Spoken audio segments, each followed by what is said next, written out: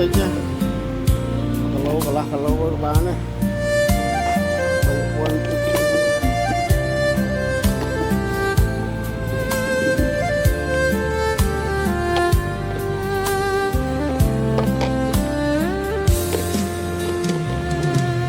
ផែនដីអើយធ្វើបាបខ្ញុំលែងបើក្រយ៉ាងនេះតើឲ្យទ្រាំដល់ពេលណាជីវិតសពថ្ងៃរស់នៅគ្មានន័យខ្លឹមសារហេតុអ្វីអ្នកមិនមេត្តាចំពោះអ្នកក្រខ្លះផង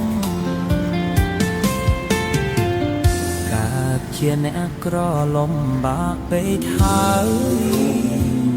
អូលោកកាអើយមិនដេចមិនប្រឡាយអើយខ្សែជីវិតអ្នកក្ររស់នៅតែរំពឹងអ្វីចង់ស្រែកសួរទៅផែនដី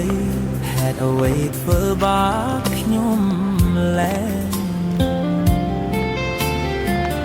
ក្រហើយកូនឈឺឬហើយចង់យំ